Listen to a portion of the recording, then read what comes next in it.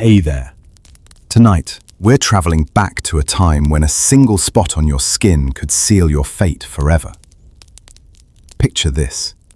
You're living in medieval Europe around the year 1250, and you've just noticed a small, pale patch on your arm that won't go away.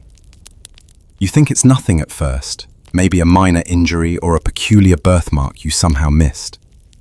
But deep down in the pit of your stomach, you know what this could mean. You've heard the whispered stories, seen the figures in tattered robes ringing their warning bells as they shuffle through the village outskirts.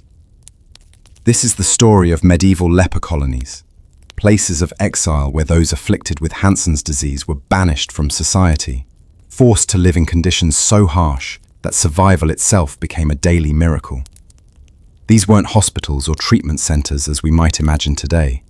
They were essentially prisons for the living, places where medieval society sent its most feared outcasts to live out their remaining days in isolation, superstition, and unimaginable hardship. Tonight, you'll discover why even the strongest among us wouldn't have lasted a single day in these forgotten corners of medieval Europe. Welcome back to our exploration of the human experiences that textbooks tend to gloss over. This is content designed for curious minds who find comfort in understanding how our ancestors survived impossible circumstances, delivered in the gentle, methodical way that helps your mind process information while your body prepares for rest. And let me know in the comments below what other medieval survival scenarios you'd like us to explore. Have you ever wondered about life in a plague village, or perhaps survival in a medieval siege? What time period fascinates you most? Your suggestions shape these late-night historical journeys we take together. So, dim the lights, find your most comfortable position, and let's step back nearly 800 years to understand why medieval leper colonies represented one of humanity's most challenging survival scenarios.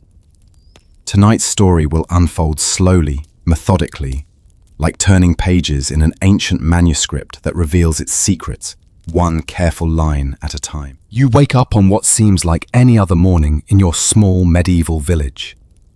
The year is 1247, and you're a reasonably prosperous craftsman, perhaps a carpenter or a blacksmith, someone with calloused hands and a reputation for quality work. Your wooden house sits near the village centre, close enough to hear the church bells that mark the hours of daily prayer, far enough from the Lord's manor to avoid unwanted attention from his guards.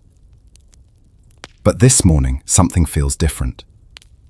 As you wash your face in the basin of cold water your wife prepared the night before, you notice a strange sensation, or rather, a lack of sensation. There's a patch of skin on your forearm, roughly the size of a coin, that feels nothing.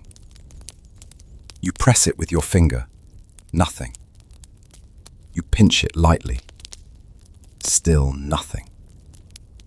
The skin looks different too, slightly lighter than the surrounding area, with an almost waxy appearance that catches the dim morning light filtering through your single window. You tell yourself it's nothing, perhaps a minor injury from yesterday's work that you've forgotten about.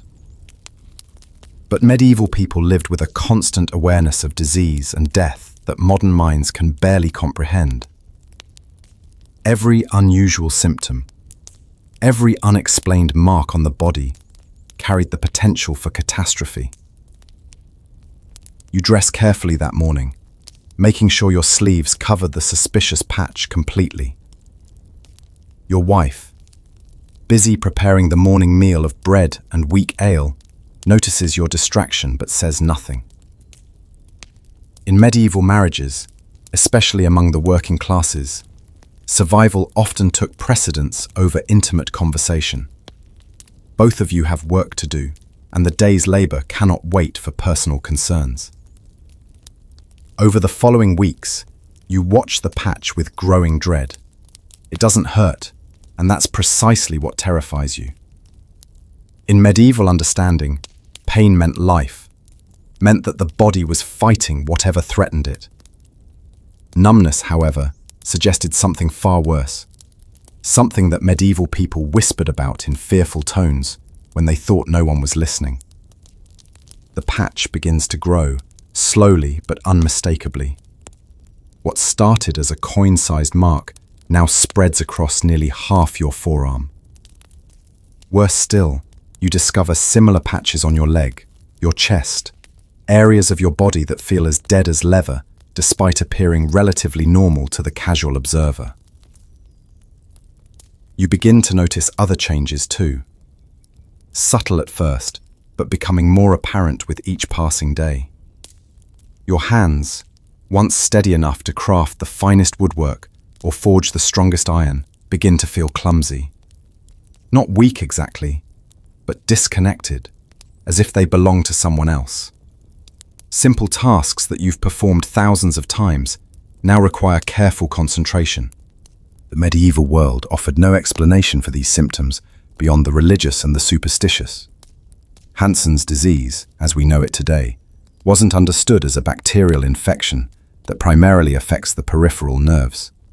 To your medieval mind, this growing numbness and the strange pale patches could only mean one thing. You were developing leprosy, the disease that medieval Christianity viewed as both divine punishment and spiritual test. By the third month, you can no longer deny what's happening to your body. The patches have spread to your face, pale spots that contrast sharply with your weathered skin. Your nose begins to feel different, slightly swollen. And sometimes you catch people staring at you with expressions that shift rapidly from curiosity to recognition to horror. Medieval people lived in intimate communities where everyone knew everyone else's business. Physical changes couldn't be hidden for long, especially changes that carried such terrible implications. Your neighbors, people you've known since childhood, begin to treat you differently. Conversations stop when you approach. Children, normally fascinated by your craft work, are quickly pulled away by their parents. The worst part isn't the growing isolation, though that cuts deeply. The worst part is that you understand exactly why they're afraid. You've reacted the same way to others who showed these signs. You've crossed yourself and muttered prayers when suspected lepers passed through your village.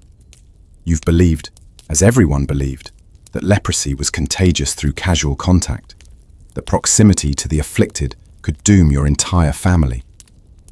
Medieval medical knowledge, such as it was, offered no hope for your condition. The few learned men who might be called physicians had no treatments beyond prayers and possibly the application of various herbal poultices that did nothing to address the underlying infection. Most people, however, never consulted physicians at all. Medical care was a luxury available only to the wealthy, and even then, it was often more harmful than helpful. The village priest arrives at your door on a grey morning in late autumn. Father Thomas is a man you've known for years, someone who blessed your marriage, baptized your children, and shared countless conversations about faith and community life. Today, however, he stands stiffly in your doorway, maintaining a careful distance that speaks louder than any words. "We need to talk," he says, his voice carrying the formal tone reserved for serious church business. Your wife retreats to the far corner of the room, her face pale with understanding. She knows, as you know, as everyone in the village knows, why the priest has come. Father Thomas doesn't waste time with pleasantries. In medieval society, efficiency often masqueraded as kindness, and drawing out painful conversations served no one's interests. "The symptoms you've been trying to hide," he begins, "they've been noticed by others in the village. Several families have expressed concerns about their children's safety. You want to argue, to insist that you're still the same person you've always been, still capable of your work, still a contributing member of your community. But medieval society operated on collective survival, and individual desires rarely superseded group safety. The priest's visit represents not just religious authority, but the combined will of everyone you've ever called neighbor. There will be an examination," Father Thomas continues, "by myself and 2 other witnesses. If the signs are confirmed," he doesn't finish the sentence, he doesn't need to. Everyone knows what confirmation means. The examination takes place in the church, that cold stone building that has been the center of your spiritual life since birth. But today, the familiar space feels alien and threatening. 3 men await you: Father Thomas, the village elder, and a visiting monk who claims some experience with identifying leprosy cases. The process is both clinical and deeply humiliating. You're required to disrobe completely while the 3 men examine every inch of your skin, looking for the telltale signs that will determine your fate. They poke and prod at the numb patches, document the areas where sensation has disappeared, and discuss your case in Latin phrases that exclude you from understanding your own diagnosis. Medieval examinations for leprosy followed certain established patterns, though these were based more on superstition and limited observation than on any scientific understanding. The examiners looked for specific signs: the pale, insensitive patches of skin, changes in facial features, particularly around the nose and eyebrows, and evidence of nerve damage in the hands and feet. What they found in your case was unambiguous by medieval standards. The patches covered significant portions of your body. Your hands showed clear signs of nerve damage, and your facial features had begun to show the subtle changes that medieval people associated with advancing leprosy. The examination lasted less than an hour, but those minutes stretched like an eternity, each whispered consultation between your examiners, adding weight to the inevitable verdict. The verdict: "The signs are unmistakable," Father Thomas announces with the gravity of a judge pronouncing sentence. "You are afflicted with the disease of Lazarus, and by both divine and earthly law, you can no longer remain within this community." The medieval term, disease of Lazarus, carried profound religious significance. Biblical Lazarus was described as a poor man covered in sores, and medieval Christianity interpreted leprosy as a form of earthly purgatory, a punishment for sin that also offered opportunities for spiritual redemption. This theological understanding shaped everything about how leper colonies operated and how society treated those who were exiled to them.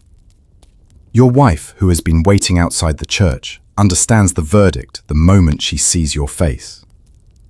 Medieval marriages often ended abruptly through death, disease, or economic catastrophe. And the social structures existed to help surviving partners rebuild their lives. Your marriage, in the eyes of both church and community, is effectively over. Your wife will be free to remarry. Your property will be redistributed, and your children will be cared for by relatives or the community. The practical arrangements happen with startling swiftness. Medieval communities had established procedures for dealing with leprosy cases because they occurred regularly throughout Europe. You have 3 days to settle your affairs, say your farewells, and prepare for exile. After that, you will be escorted to the nearest leper colony, a place you've heard mentioned only in whispered conversations and fearful speculation. Those 3 days pass like a fever dream. Your wife packs what few belongings you'll be allowed to take: a change of clothes, a small amount of food, and a wooden cup marked with the sign of the cross. Your children, ranging in age from 5 to 14, struggle to understand why their father must leave forever. The oldest seems to grasp the situation's finality, while the youngest keeps asking when you'll be coming home. Your neighbors maintain their distance, but some leave small gifts outside your door: extra bread, a warm cloak, a small knife that might prove useful in whatever life awaits you. These gestures of compassion, performed anonymously and under cover of darkness, represent the complex emotions that leprosy cases generated in medieval communities. Fear and revulsion warred with Christian charity and human sympathy. On your last morning as a member of human society, you wake before dawn and walk through your village one final time. The familiar sights, sounds, and smells that have defined your entire world suddenly seem precious beyond measure. The baker's shop where you've bought bread for 20 years. The well where village women gather to gossip and share news. The church where you've worshipped every Sunday since childhood. All of these ordinary places transform into repositories of memories that must sustain you through whatever comes next. Father Thomas arrives as scheduled, accompanied by 2 armed men whose presence ensures that your departure happens according to plan. Medieval exile required witnesses and official oversight to prevent exiled individuals from simply disappearing into the forests or attempting to join other communities under false identities. Your final goodbye with your wife takes place under these watchful eyes, a brief embrace that must encompass all the love, regret, and unspoken words that 20 years of marriage have accumulated. She presses a small wooden cross into your hand, carved by your own tools in happier times, and whispers a prayer for your soul's salvation. The walk through the village toward the main road attracts curious observers despite the early hour. Some windows show faces that quickly disappear when you look in their direction. A few brave souls offer quiet blessings or farewells from safe distances. Children, naturally curious about the dramatic events unfolding in their small world, are quickly hushed and pulled away by protective parents. At the village boundary, Father Thomas performs a final ritual that formally severs your connection to the community. It's a brief ceremony, a few Latin phrases and a final blessing, but its significance is absolute. You are no longer a member of this society, no longer protected by its laws or bound by its obligations. From this moment forward, you exist in a liminal space between the living and the dead, neither fully human nor completely outcast. The Leper colony lies 15 miles away, a full day's journey on foot through forests and fields that stretch like an alien landscape before you. As you take your first steps on this final road, the life you've known recedes behind you like a dream, from which you've awakened into a nightmare that will last for whatever time you have remaining on Earth. The path to the Leper colony winds through countryside that would have seemed beautiful under different circumstances. Rolling hills covered in autumn colors, forests that shelter deer and wild boar, streams that run clear and cold toward distant rivers.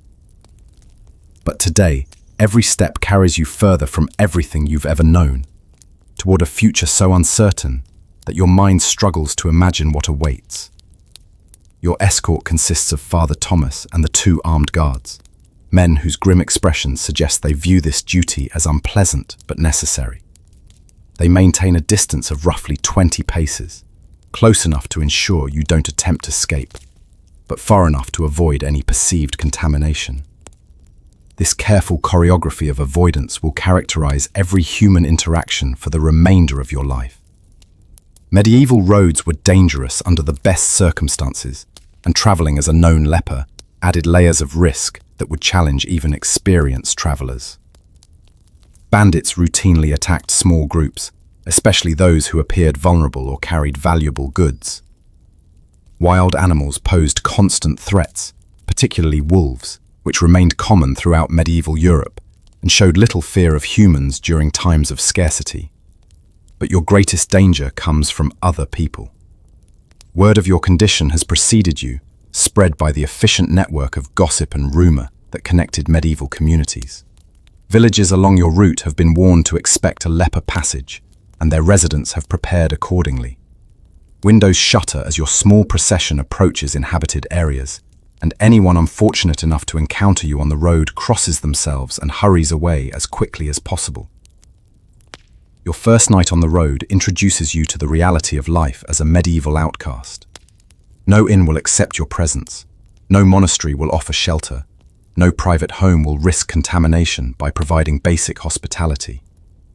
Instead, you spend the night in a grove of oak trees, huddled beneath a thin cloak while autumn rain soaks through to your skin.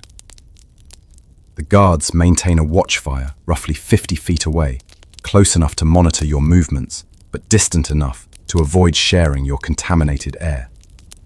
Their conversation carries across the darkness, casual discussions of their families, their work, their plans for returning to normal life once this distasteful duty is complete. You listen to these ordinary human interactions with growing understanding that such conversations are now permanently lost to you. Sleep comes in fragments between waves of rain and gusts of cold wind. Medieval clothing offered limited protection against harsh weather, and what you're wearing represents the most practical garments you could assemble on short notice. A woolen tunic, leather breeches, a cloak that provides some warmth but little waterproofing, and boots that were adequate for village life but ill-suited for long-distance walking. By morning, you're shivering uncontrollably, soaked through, and beginning to understand how quickly exposure could kill someone in your situation. Medieval people died regularly from conditions that modern medical care treats routinely, and pneumonia claimed countless victims each winter.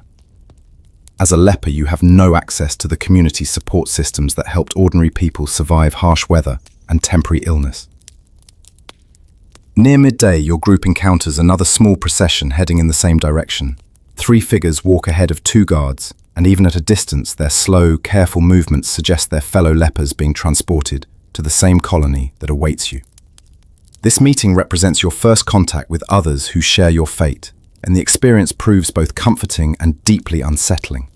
The oldest of the 3 is a woman, perhaps 50 years of age, ancient by medieval standards, whose face shows advanced signs of Hansen's disease. Her nose has begun to collapse, giving her features a flattened appearance that medieval people found particularly horrifying. Her hands, wrapped in strips of cloth, suggest significant nerve damage that would make even simple tasks extraordinarily difficult. The second figure is a young man, probably in his early 20s, whose condition appears less advanced than either yours or the woman's. His face shows the telltale patches of discolored skin, but his movements remain relatively normal, suggesting his exile is recent and his physical deterioration limited. His eyes, however, carry an expression of such profound despair that you understand immediately how devastating the transition from normal life to leper status can be for someone so young. The third member of this tragic company is a child, perhaps 12 years old, whose presence raises questions that none of the adults seem willing to address.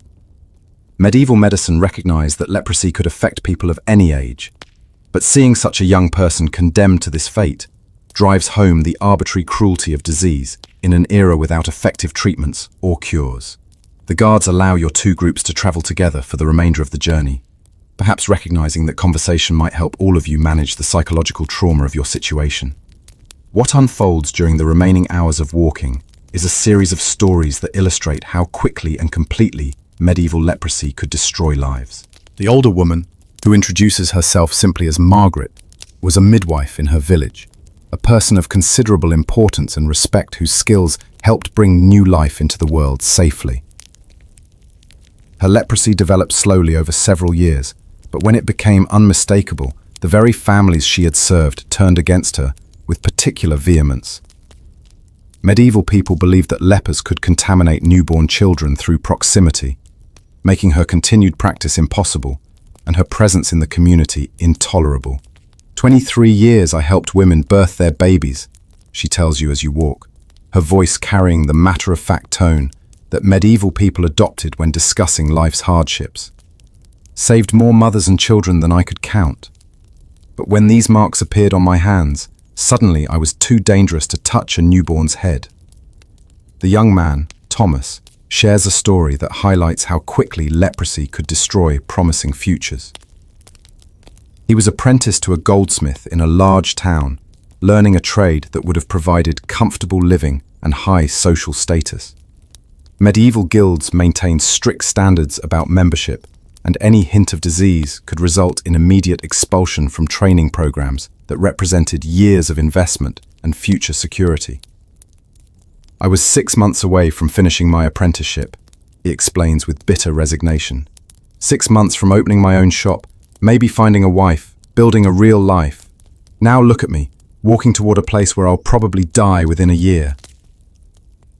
The child's story. The child's presence requires more delicate inquiry, and the story that emerges illustrates one of medieval leprosy's most heartbreaking aspects. Young Anne was born to parents who both showed early signs of Hansen's disease, and she developed symptoms herself before reaching her 10th birthday. Medieval understanding of disease transmission was primitive and largely incorrect, but communities recognized that leprosy sometimes appeared to run in families, leading to the exile of entire family groups.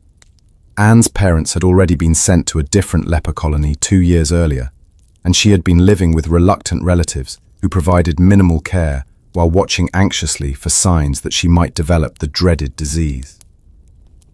When those signs appeared, the extended family quickly arranged for her exile, perhaps feeling both relief at removing a source of fear and guilt at abandoning a child to such a fate. My mother told me she would find me again. Anne says in the matter-of-fact way that children accept even terrible circumstances. She said all the leper places talk to each other, and she would send word about where I am. This childish hope illustrates both the resilience of young minds and the tragic reality of medieval leper colonies. While some communication existed between different colonies, usually through religious channels, the practical difficulties of maintaining contact across medieval Europe's poor transportation and communication systems made reuniting separated family members extremely unlikely. As afternoon shadows lengthen, your destination becomes visible in the distance. The leper colony appears as a collection of simple buildings surrounded by a low stone wall, situated in a valley that provides some shelter from harsh weather, but also ensures isolation from the main roads and trading routes that connect medieval communities. Even from a distance, the place looks foreboding. Smoke rises from only a few chimneys, suggesting that many of the buildings might be abandoned or only partially occupied. The walls, while not particularly high or imposing, serve a symbolic function as much as a practical one, marking the boundary between the world of the living and this peculiar realm of the half-dead. Your escort's relief at approaching journey's end is palpable. The guards begin talking more freely among themselves, discussing their plans for the return trip and expressing satisfaction that their unpleasant duty is nearly complete. Father Thomas, meanwhile, adopts the serious demeanor of someone preparing to conduct official business, reviewing the documents that will formally transfer responsibility for your care to the colony's administrators. As you draw closer, details become clearer and more disturbing. The buildings are simpler and more cramped than anything you've seen before, constructed from rough stone and timber that suggest hasty construction with limited resources. The few people visible within the walls move with the slow, careful gait that characterizes advanced Hansen's disease, and several figures appear to be missing hands or feet, dramatic evidence of the nerve damage that the condition could cause. The colony's entrance consists of a simple wooden gate set into the stone wall, with a small guard post that appears to be staffed by a single individual. As your group approaches, this figure emerges to meet you, and your first sight of a leper colony resident provides a shock that will haunt your dreams for years to come. The gatekeeper is a man of perhaps 40 years, whose face has been devastated by advanced Hansen's disease. His nose has completely collapsed, leaving a cavity where that feature once existed, and his eyebrows have disappeared, giving his forehead a smooth, alien appearance that medieval people found particularly disturbing. His hands, wrapped in strips of cloth, suggest significant damage that would make even simple tasks extraordinarily challenging. But despite his horrific appearance, the gatekeeper's manner is surprisingly gentle and welcoming. Medieval leper colonies developed their own cultures and social structures, often emphasizing mutual support and spiritual preparation for death in ways that contrasted sharply with the rejection and fear that characterized their treatment by the outside world. "Welcome, brothers and sister," he says, his voice distorted by the damage to his facial structure, but still comprehensible and kind. "I am Brother Martin, and I've been expecting you. Father Thomas sent word ahead about your arrival." This greeting introduces you to one of medieval leper colonies' most important features, the adoption of religious language and identity that helped residents cope with their circumstances.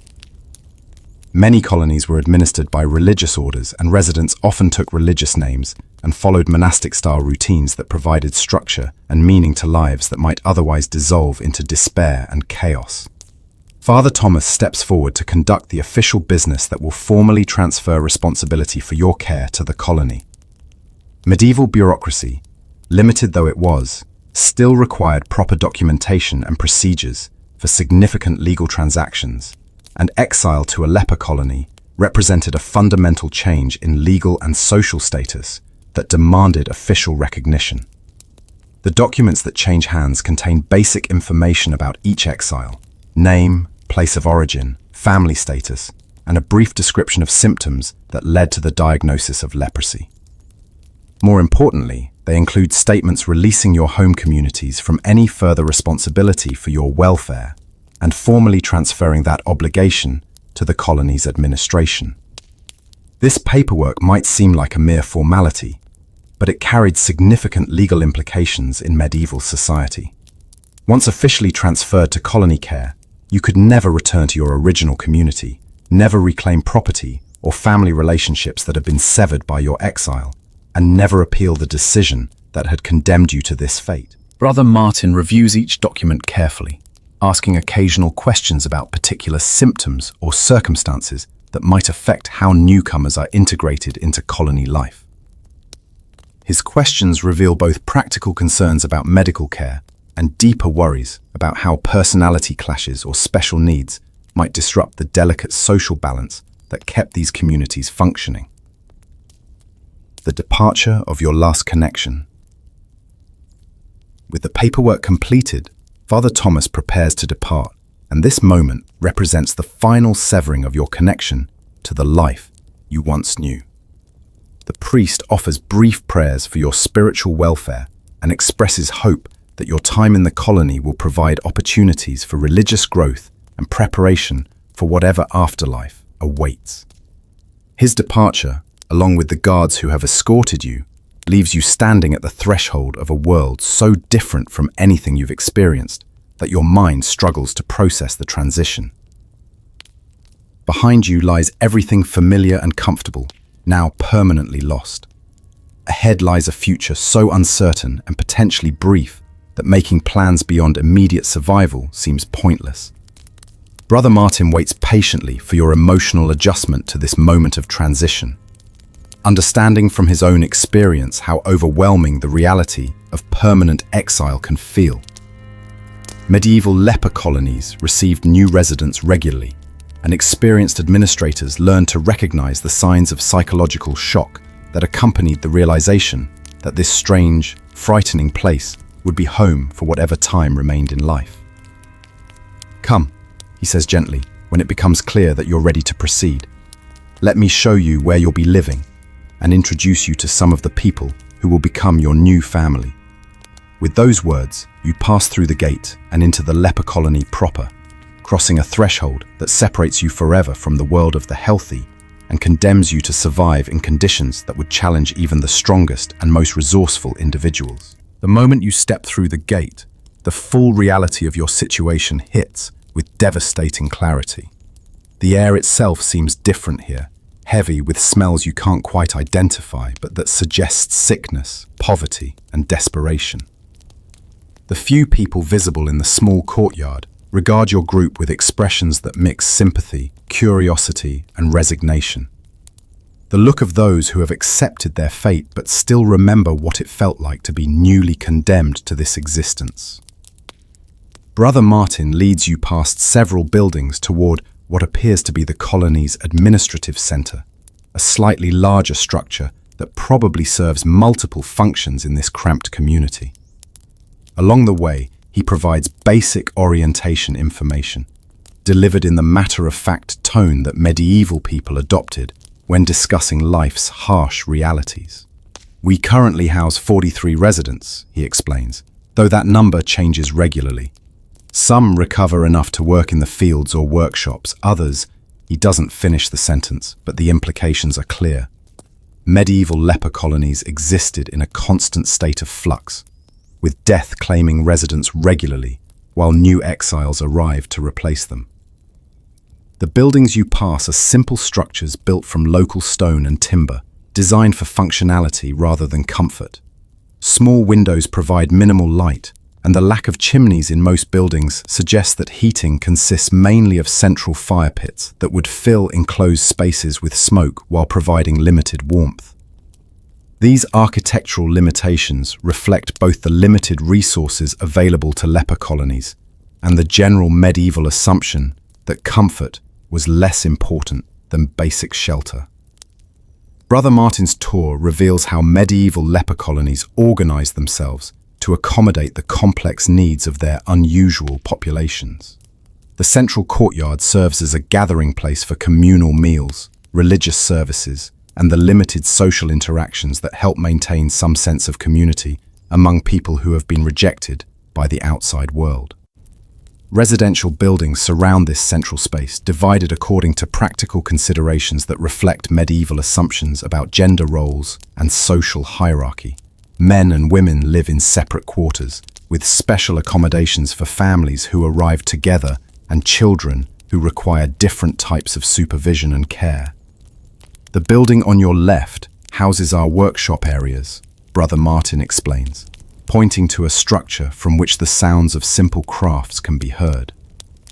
Those who retain sufficient use of their hands work on projects that help support our community. Nothing elaborate, you understand, but enough to supplement what we receive from outside donations. This mention of workshops introduces one of medieval leper colonies' most important survival strategies. While residents were cut off from normal economic activity, many retained skills and abilities that could be adapted to their new circumstances. Simple crafts, basic food processing, and rudimentary agricultural work provided both economic benefits and psychological advantages for people who needed to feel useful despite their exile. Your introduction to the colony's residents begins with a small group gathered around a fire pit in what appears to be a communal cooking area. These individuals represent various stages of Hansen's disease progression, from relatively recent arrivals who show limited symptoms to long-term residents whose conditions have advanced to shocking degrees. The first person you meet is Sister Catherine, a woman whose refined speech and careful manner suggest aristocratic origins that contrast sharply with her current circumstances. Medieval leprosy affected people of all social classes, and noble families dealt with afflicted members through the same exile procedures used for peasants and craftsmen, though they might provide better resources for the journey and initial settlement. "I've been here 3 years," she tells you, with the calm acceptance that long-term residents develop. "My family maintains a small fund that helps purchase additional food and supplies, which I share with others as Christian charity demands. We've learned that cooperation makes survival possible, while selfishness leads to despair and early death." This introduction to the colony's informal social structure reveals how medieval leper communities developed their own codes of conduct and mutual support systems. Without external authority figures to maintain order, residents created their own rules based on practical necessity and religious principles that emphasized charity, patience, and preparation for death. Brother Martin explains the basic schedule that governs colony life, a routine designed to provide structure for people whose normal social roles and responsibilities have been completely eliminated. Medieval society operated according to religious rhythms that divided days into periods for prayer, work, meals, and rest. And leper colonies maintained simplified versions of these patterns. "We rise at dawn for morning prayers," he explains, followed by a simple meal of bread and whatever vegetables we've managed to grow in our gardens. Those who are able spend the morning hours working in the fields or workshops, while others rest or attend to personal needs. Midday brings another meal and prayers, followed by more work time for those who can manage it. This routine serves multiple purposes beyond simple organization. Regular prayers provide psychological comfort for people facing mortality more directly than most medieval individuals, while work assignments help maintain self-worth and community contribution among those who have been labeled as social outcasts. Meal schedules ensure that limited food resources are distributed fairly, rather than hoarded by stronger or more aggressive residents. The afternoon and evening hours follow similar patterns, with time allocated for simple crafts, basic medical care from residents who possess some healing knowledge, and communal gatherings that substitute for the family and social interactions that exile has eliminated. This structured approach to time management helps prevent the psychological deterioration that could easily overwhelm people in such desperate circumstances. Brother Martin leads you to the men's residential building, a long, low structure divided into small chambers that provide minimal privacy while accommodating as many people as possible. Your assigned space consists of a straw mattress, a wooden chest for personal belongings, and access to a small window that admits limited light and fresh air. You'll share this building with 12 other men, Brother Martin explains, ranging in age from 16 to perhaps 60, representing various stages of the disease and different lengths of residence. Some have been here for several years and can offer valuable advice about survival strategies, while others arrive recently and may be struggling with the same emotional challenges you're experiencing. The sleeping arrangements reflect medieval assumptions about privacy and personal space that differed dramatically from modern expectations. Individual rooms were luxuries available only to the wealthy, and most medieval people lived in close proximity to family members, servants, or fellow workers. Leper colonies simply adapted these patterns to accommodate their unusual populations. Your belongings, pitifully few though they are, must be stored carefully in the wooden chest, which appears to be the extent of personal storage available to residents. Medieval people owned few possessions compared to modern standards, but the transition from normal life to leper colony existence still required significant adjustment in terms of material comfort and personal space. One of your most pressing concerns involves understanding how meals are provided in a community that cannot engage in normal economic activities or receive regular support from outside sources. Brother Martin's explanation of the food situation reveals the precarious nature of leper colony survival and the creative strategies required to maintain basic nutrition. Our primary support comes from religious houses that view charity toward lepers as particularly blessed work, he explains as he shows you the colony's small kitchen and storage areas. Several monasteries in the region provide regular donations of bread, grain, and occasionally meat or fish. We also receive contributions from wealthy families seeking to improve their spiritual standing through generous almsgiving. These donations, however, provide only basic subsistence rather than comfortable living, and the quality and quantity of food available varies significantly, depending on seasonal factors, economic conditions in surrounding areas, and the continued goodwill of outside supporters. Medieval leper colonies existed in a constant state of food insecurity that required careful rationing and waste elimination to prevent starvation. The colony maintains small gardens, where residents grow vegetables and herbs that supplement donated staples. But these agricultural efforts face significant limitations. Many residents lack the physical ability to perform demanding farm work. The colony's land holdings are typically minimal and of poor quality, and the tools and resources available for agricultural work are often inadequate for serious food production. Your questions about medical care and treatment options receive answers that illustrate both the limitations of medieval medicine and the resourcefulness of leper colony communities in addressing their unique health challenges. Brother Martin introduces you to Sister Mary, a former nun who serves as the colony's primary medical practitioner, despite having no formal training in treating Hansen's disease. We do what we can, Sister Mary explains, her own hands showing clear signs of nerve damage that would make detailed medical work extremely challenging. Prayer remains our most important medicine, but we've also learned practical techniques for managing pain, preventing infections in damaged areas, and helping people maintain dignity as their conditions progress. Medieval medicine's approach to leprosy consisted mainly of religious rituals, herbal remedies of questionable effectiveness, and practical nursing care that focused on comfort rather than cure.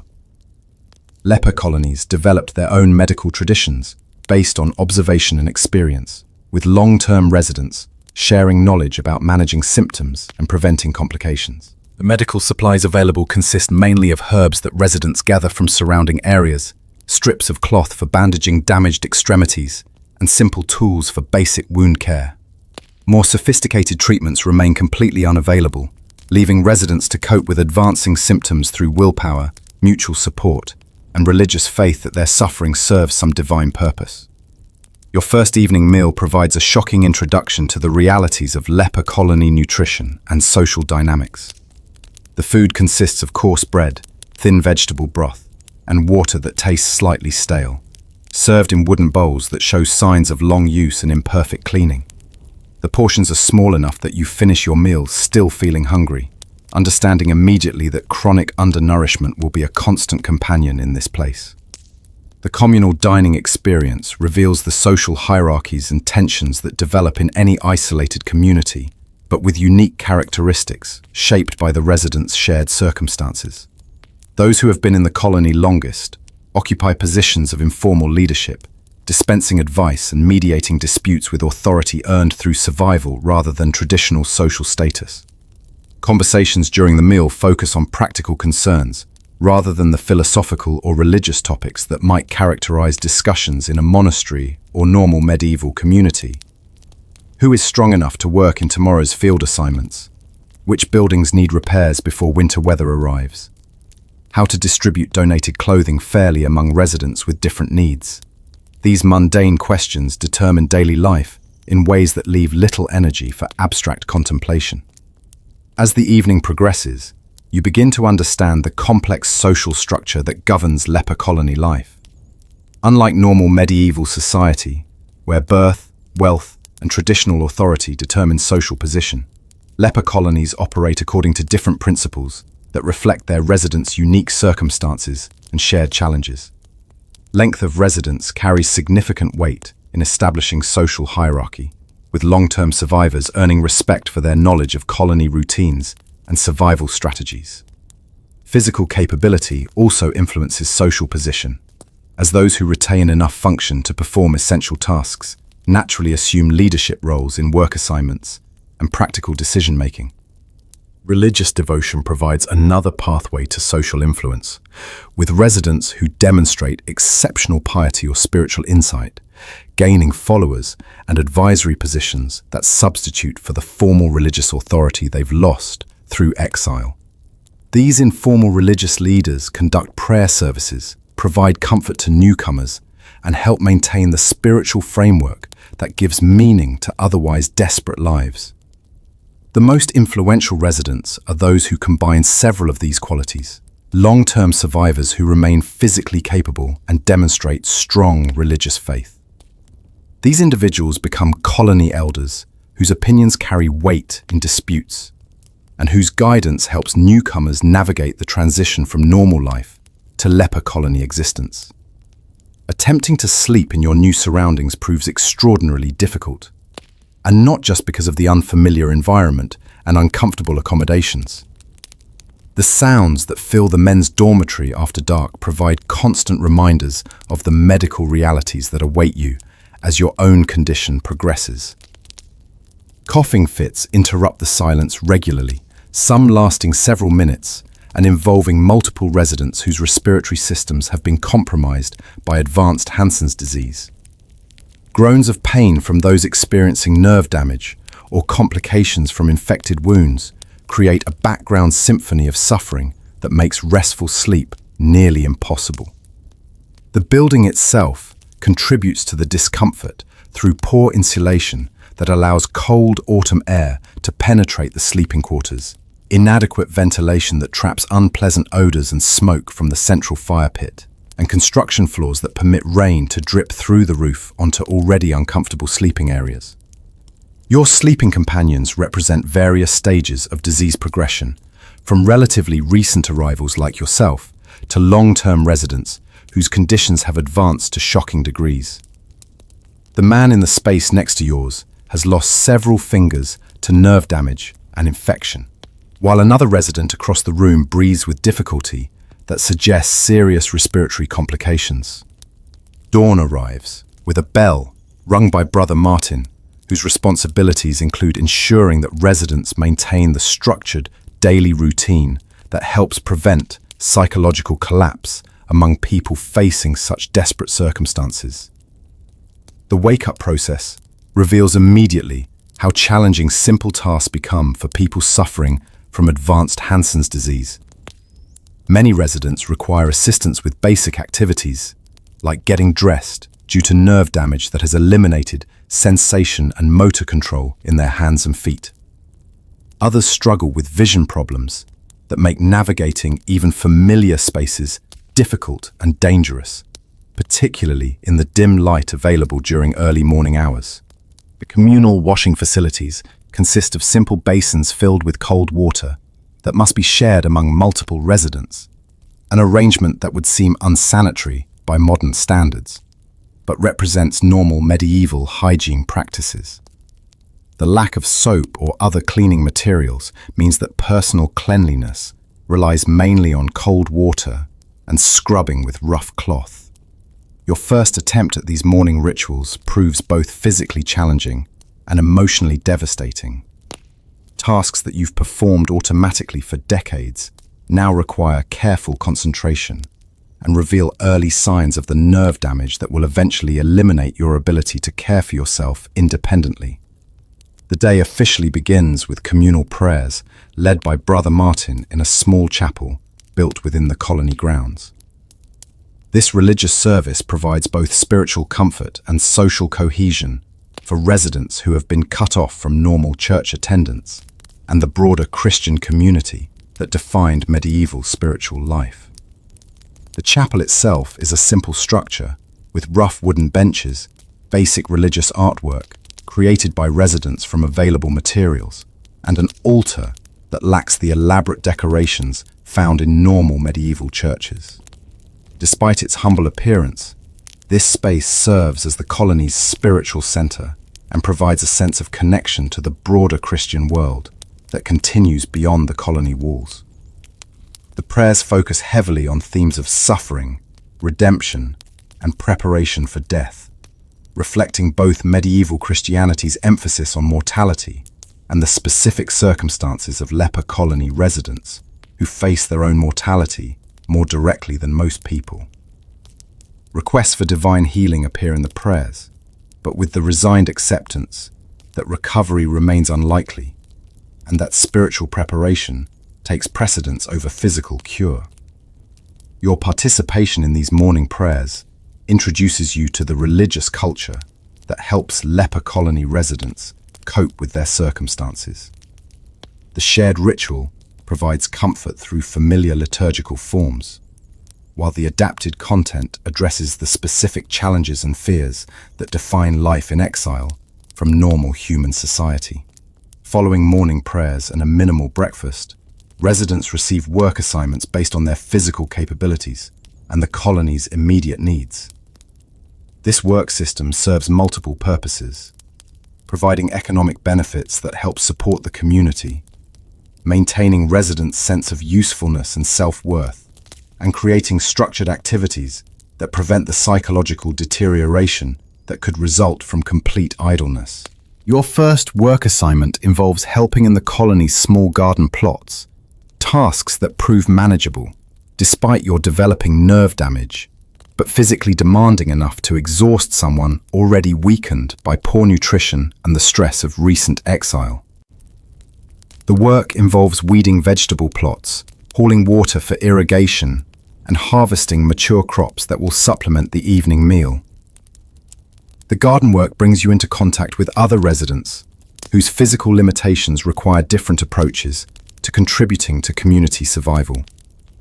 Some individuals who have lost significant hand function can still perform tasks like carrying supplies or providing supervision for more complex work, while others, whose conditions have advanced beyond physical labor, contribute through food preparation, simple crafts, or childcare for the few children living in the colony.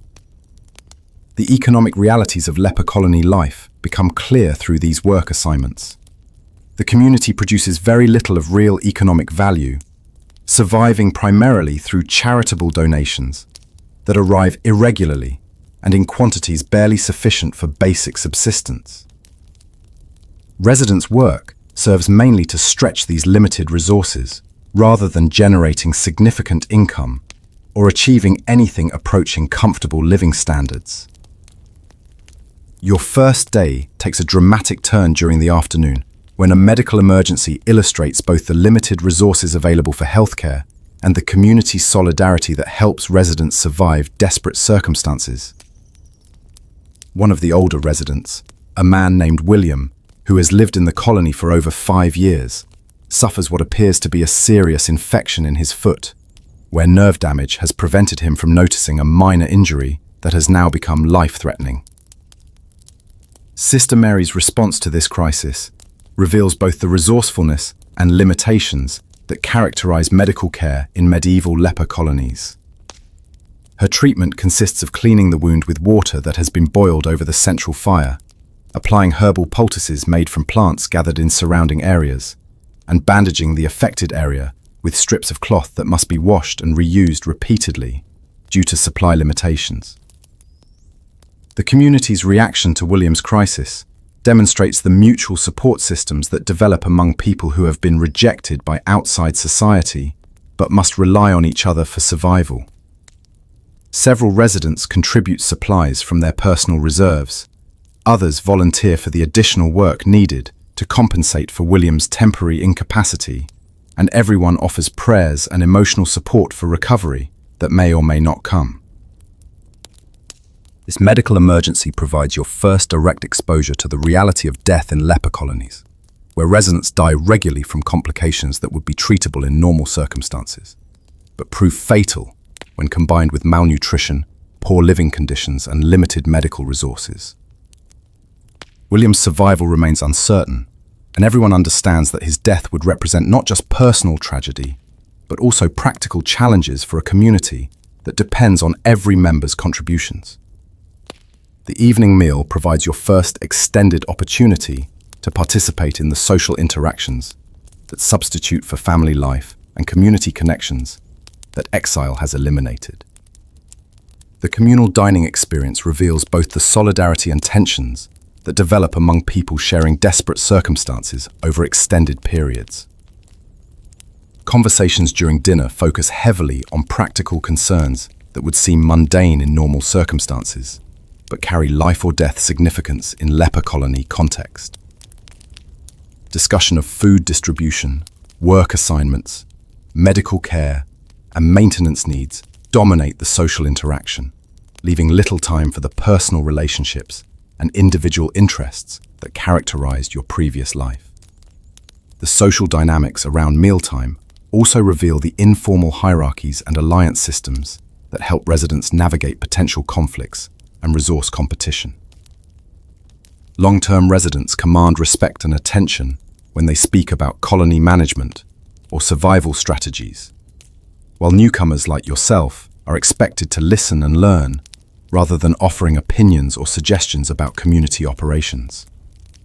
Your own contributions to these dinner conversations remain minimal during your first evening, partly because you're still processing the shock of your new circumstances, and partly because experienced residents expect newcomers to observe and adapt rather than immediately asserting themselves in established social patterns. As darkness approaches, the colony's residents begin preparations for night that reveal both the vulnerability of their situation and the precautions necessary for survival in medieval conditions. The buildings provide only basic shelter from weather and wild animals, while the isolation of leper colonies means that help from outside sources would be unavailable in case of emergencies.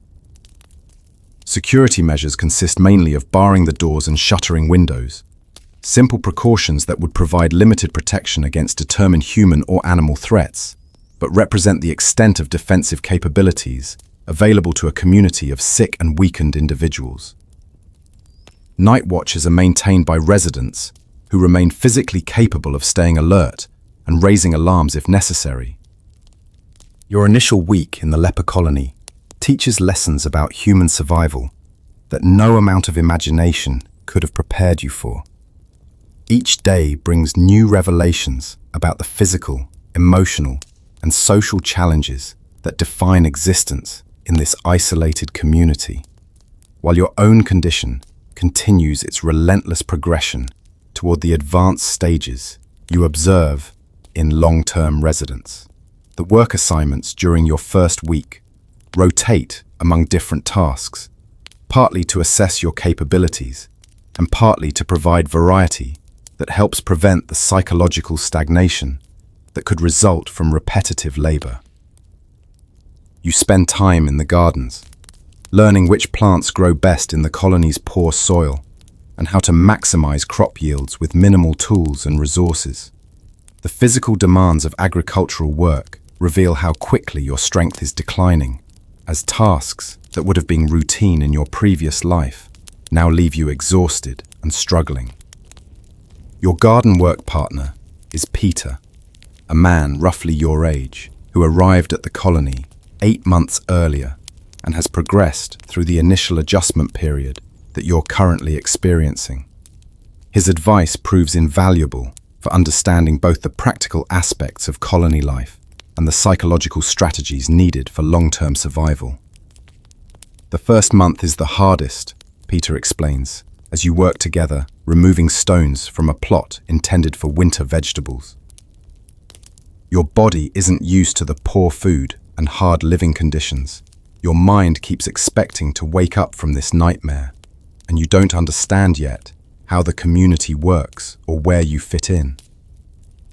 Peter's own condition shows clear signs of progression since his arrival, with patches of deadened skin spreading across his arms and face, and early signs of the facial changes that characterize advanced Hansen's disease. Yet he maintains a matter-of-fact attitude toward his circumstances that suggests successful psychological adaptation to conditions that initially seemed unbearable. During your first week, you begin to understand the complex social dynamics that govern relationships among residents, whose shared suffering creates both bonds and tensions unknown in normal medieval communities. The hierarchy that emerges isn't based on traditional markers like birth, wealth, or religious authority, but rather on factors specific to leper colony existence. Physical capability determines much of the social structure, with residents who retain significant function naturally assuming leadership roles in work assignments and practical decision-making. Brother Martin represents the extreme end of this spectrum, having lived in the colony for over 6 years, while maintaining enough physical ability to serve as unofficial administrator and liaison with outside authorities. Your first foraging expedition, undertaken with Peter and 2 other residents, introduces you to survival techniques that medieval people used during times of scarcity, but that you've never needed to employ during your previous life. The group searches for edible nuts, berries, and roots that grow wild in the area, while also looking for medicinal plants that Sister Mary uses for treating various ailments.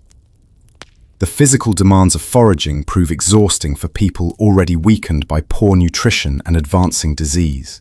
Walking several miles through rough terrain, climbing trees to reach nut-bearing branches, and digging roots from hard ground require strength and agility that many residents no longer possess.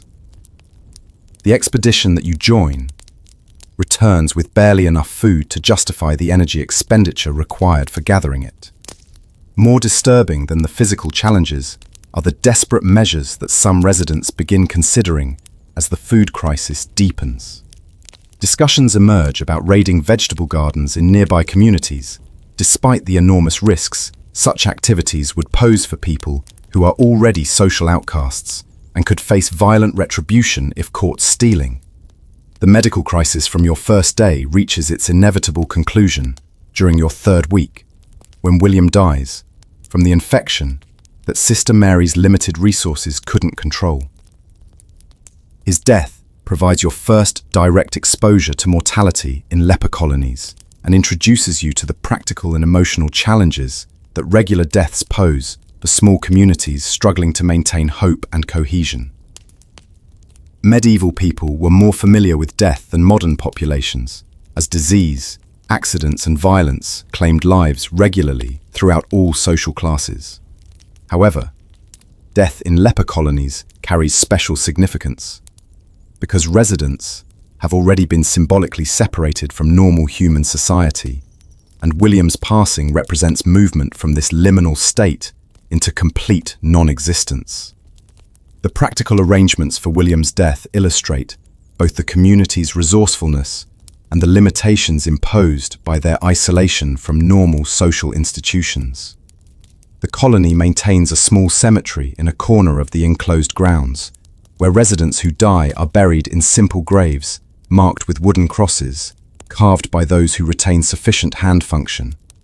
Brother Martin conducts a funeral service that combines traditional Christian elements with adaptations specific to leper colony circumstances. The prayers emphasize William's release from earthly suffering and his transition to spiritual reward, themes that provide comfort for residents who face their own mortality more directly than most medieval people. The evening routine also includes medical checks for residents whose conditions require monitoring, basic maintenance of fire pits that provide the only sources of heat and light after dark, and distribution of additional blankets or clothing for those whose physical conditions make them particularly vulnerable to cold temperatures. Your own preparations for your first night as a permanent leper colony resident involve mainly psychological adjustment to the reality that this cramped, cold, uncomfortable space will be your home for whatever time you have remaining in life. The contrast with your previous sleeping arrangements, modest though they were by modern standards, highlights the dramatic decline in living conditions that leprosy exile represents. As autumn progresses toward winter, the colony's residents begin preparations that reveal both the seasonal challenges facing medieval communities and the additional difficulties imposed by their isolation and limited resources. Winter survival requires careful planning and resource management that would challenge even healthy communities with normal access to trade and mutual support systems. The primary concern involves securing adequate fuel for heating during the cold months ahead. The colony's residents organize expeditions to gather fallen branches and dead wood from surrounding forests. Work that proves physically demanding for people with limited strength and mobility. The expeditions must be completed before winter weather makes travel dangerous, creating time pressure that forces residents to work beyond their physical capabilities. Food preservation represents another critical challenge, as the colony must make the most of their limited harvest and occasional donations by creating stores that will last through months when fresh food becomes unavailable. The techniques available for food preservation in medieval times were limited and labor-intensive, requiring smoking, drying, and fermentation processes that demand constant attention and specialized knowledge. The colony's buildings also require winterizing to provide adequate shelter from harsh weather. Work that involves repairing roof damage, sealing gaps in walls, and reinforcing structures that have deteriorated during previous seasons. These maintenance tasks require skills and tools that many residents no longer possess due to nerve damage, creating dependencies that strain community resources and social relationships. During your fourth week, the colony receives 3 new residents, whose arrival recreates the trauma of exile that you experienced just a month earlier. Watching these newcomers struggle with the shock of permanent separation from normal life provides perspective on your own adjustment, while highlighting the continuous cycle of loss and replacement that characterizes leper colony existence. The newest arrivals include a young woman whose condition appears to be in very early stages, suggesting that her exile was motivated more by fear and prejudice than by immediate medical necessity. Her distress at separation from her family and previous life is profound and constant, creating emotional burdens for other residents who must provide support while managing their own psychological challenges. The second newcomer is a middle-aged merchant whose wealth provided comfortable living before his exile, but offers no advantages in leper colony survival. His struggle to adapt to manual labor, poor food, and basic living conditions illustrates how completely exile eliminates previous social status and material advantages. His attempts to maintain dignity through references to his former prosperity create tension with long-term residents who have learned to focus on present realities rather than lost privileges. The third arrival is an elderly man whose advanced age and progressing disease suggest that his life expectancy in the colony will be measured in months rather than years. His presence raises difficult questions about resource allocation and care responsibilities for residents who cannot contribute to community survival, while requiring significant assistance with basic activities. Your growing familiarity with colony life reveals the complex political dynamics that emerge among people whose normal social roles and hierarchies have been eliminated by shared exile and desperate circumstances. Without traditional authority structures to maintain order, residents develop informal systems of leadership and conflict resolution that reflect both medieval social concepts and the unique challenges of leper colony existence. Brother Martin's position as unofficial colony leader depends on a combination of factors that illustrate how authority develops in extreme circumstances. His length of residence provides credibility and experience. His maintained physical capabilities allow him to perform essential tasks, and his religious knowledge offers spiritual guidance that helps residents find meaning in their suffering. However, Martin's authority is neither absolute nor unquestioned, and other residents challenge his decisions when they disagree with resource allocation, work assignments, or policies regarding newcomer integration. These challenges reveal the democratic elements that emerge in communities where survival depends on cooperation rather than coercion, but they also create instability that can threaten group cohesion during crisis periods. The arrival of new residents often triggers political tensions, as established residents debate how to integrate newcomers while protecting their own interests and survival prospects. Questions arise about whether newcomers should receive equal food portions immediately or earn full community membership through contributions and adaptation to colony life. Your month in the colony provides detailed exposure to the medical realities that govern life expectancy and quality of life for residents whose conditions will continue progressing regardless of available treatments. Sister Mary's efforts to provide health care illustrate both the resourcefulness possible in desperate circumstances and the ultimate futility of fighting advanced Hansen's disease with medieval medical knowledge. The medical supplies available to the colony consist primarily of herbs that residents gather from surrounding areas, basic tools for wound cleaning and bandaging, and techniques passed down from previous residents who developed practical approaches to managing symptoms. More sophisticated treatments remain completely unavailable, leaving residents to cope with advancing symptoms through willpower, mutual support, and religious faith. Pain management represents one of the most significant challenges, as residents experience various types of discomfort from nerve damage, infected wounds, and complications of malnutrition and poor living conditions. The herbal remedies available provide limited relief, and residents often rely on alcohol when it can be obtained, or primitive techniques like applying heat or cold to affected areas. The progression of Hansen's disease creates medical needs that change over time, as residents lose sensation and motor control in various parts of their bodies. Early-stage residents like yourself require mainly preventive care and monitoring, while long-term survivors need assistance with wound care, mobility support, and help with basic activities as their conditions advance. As your first month concludes, you observe how the stresses of colony life gradually erode the social cohesion that helps residents survive their desperate circumstances.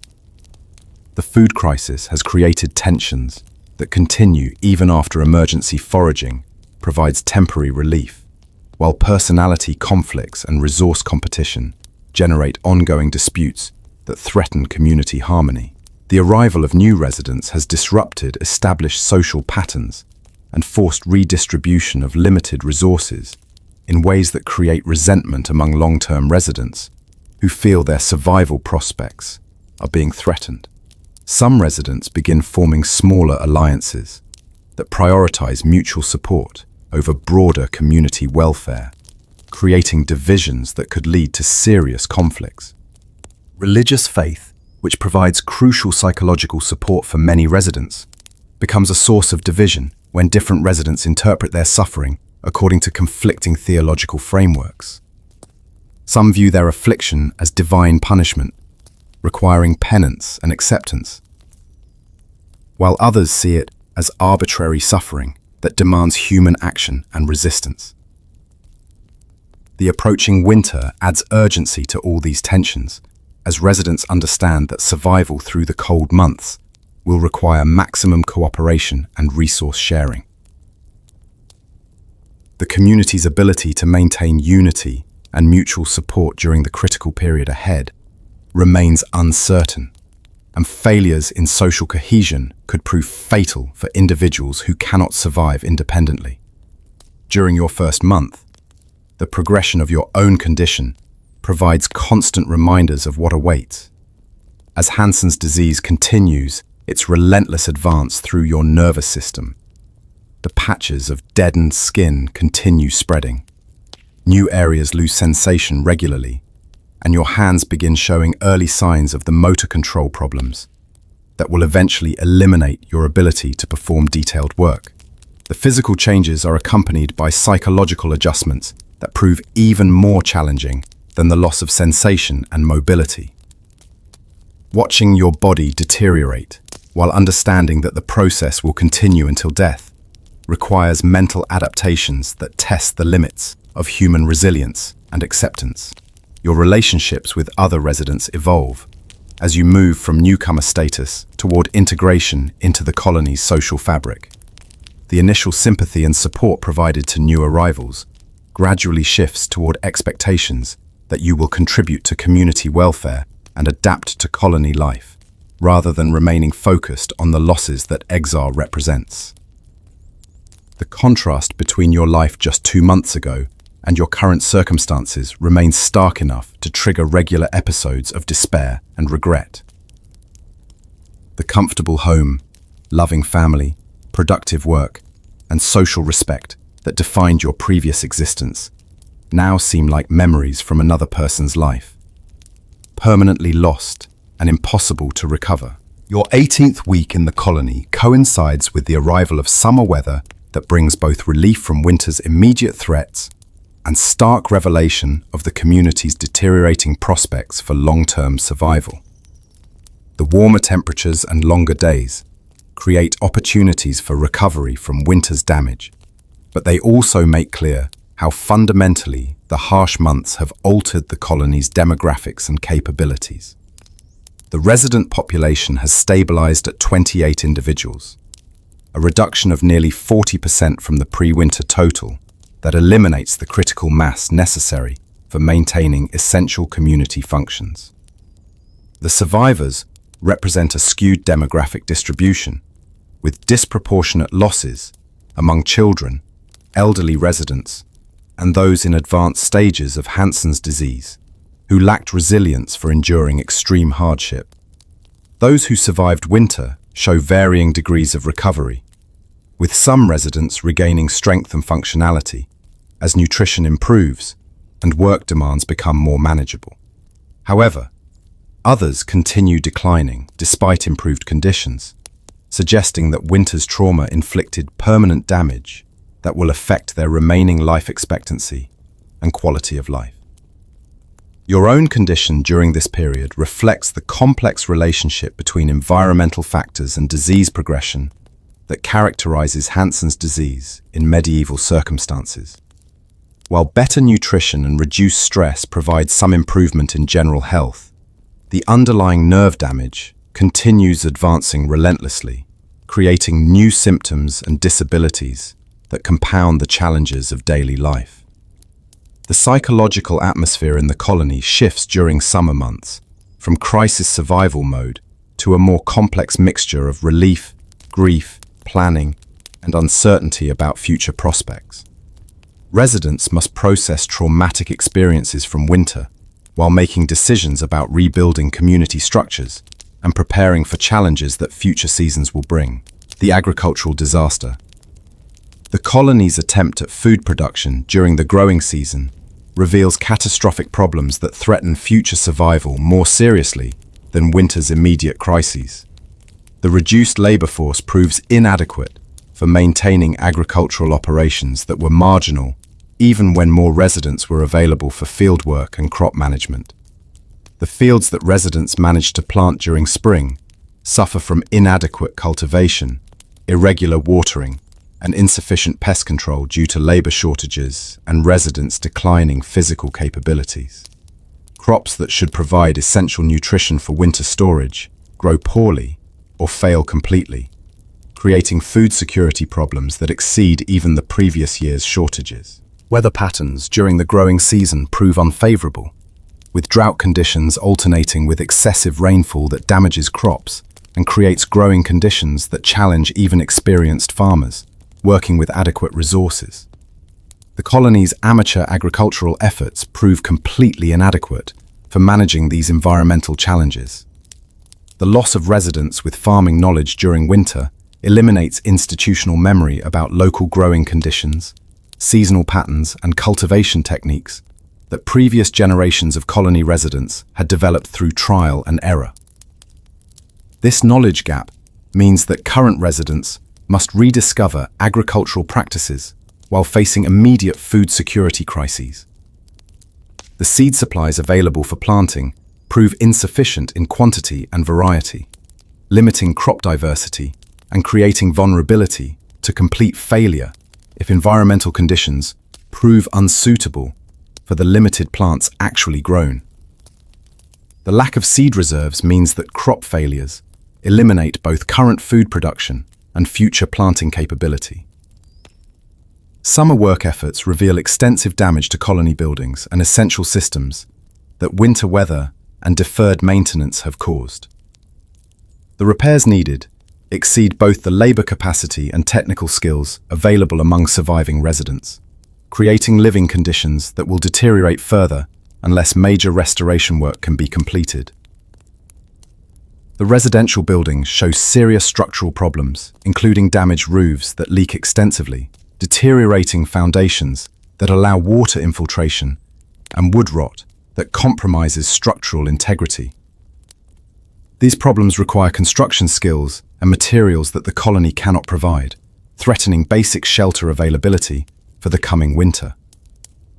The water supply system, never robust under the best circumstances, suffers from multiple failures that reduce both quantity and quality of available water. Wells need cleaning and repair, distribution channels require reconstruction, and storage systems need replacement or major renovation to prevent contamination that could cause disease outbreaks. Waste management systems that were barely adequate for the original population prove completely inadequate for maintaining sanitary conditions, even with reduced numbers of residents. The accumulation of waste creates health hazards that increase disease transmission risks, while making living areas increasingly unpleasant and dangerous. The workshop areas where residents produced crafts and performed maintenance work suffer from equipment damage, tool losses, and structural deterioration that eliminates much of the colony's capability for self-sufficiency in basic needs. These facilities require complete reconstruction to restore functionality. Summer's improved living conditions cannot halt the relentless progression of Hansen's disease among residents whose conditions continue advancing despite better nutrition and reduced environmental stress. The colony faces a medical crisis that combines advancing primary disease with complications from winter trauma and inadequate ongoing care. Several residents develop serious complications, including infected wounds, advanced nerve damage, and secondary conditions that require medical intervention beyond Sister Mary's limited capabilities. The lack of adequate medical supplies and trained practitioners means that treatable conditions become life-threatening emergencies that further reduce the population and create psychological stress for survivors. Your own disease progression accelerates during summer months, with new areas of skin losing sensation and motor control problems becoming more severe in hands and feet. The visible changes in facial features become more apparent, creating self-image challenges while affecting other residents' reactions and social interactions. The psychological impact of advancing disease creates depression and despair that interfere with residents' ability to participate in community activities and maintain hope for continued survival. The knowledge that conditions will continue deteriorating, regardless of environmental improvements, makes psychological adaptation increasingly difficult. The colony's medical care capabilities decline as Sister Mary's own condition progresses and limits her ability to provide nursing care and herbal treatments for other residents. The loss of even basic medical support threatens to accelerate mortality rates and reduce quality of life for residents managing multiple health challenges. The community structures that held the colony together during winter's immediate crisis prove inadequate for managing the complex challenges of rebuilding and long-term planning that summer brings. The social bonds forged through shared survival experiences begin fragmenting under pressures of resource competition and disagreements about community priorities. Leadership conflicts emerge as residents disagree about resource allocation, work assignments, and strategic decisions about colony management. Brother Martin's authority, strengthened during winter crisis, when clear leadership was essential for survival, faces challenges from residents who question his judgment and decision-making as circumstances become less immediately threatening. The formation of smaller groups and alliances that began during winter becomes more pronounced as residents pursue different strategies for addressing ongoing challenges. Some focus on individual survival and prepare for possible departure from the colony, while others maintain commitment to community cooperation despite declining prospects for success. Generational and cultural conflicts that were suppressed during crisis periods re-emerge as residents have time and energy for disagreements about values, priorities, and appropriate responses to their circumstances. These conflicts create divisions that interfere with essential cooperation, while providing few benefits for addressing practical challenges. Your own position within these evolving social dynamics becomes increasingly precarious as your advancing disability reduces your contributions to community welfare, while increasing your dependence on others' assistance. The social capital that crisis survival provided begins declining as circumstances stabilize and residents focus on different priorities. Summer's agricultural failures and infrastructure deterioration create economic realities that make the colony's long-term viability questionable.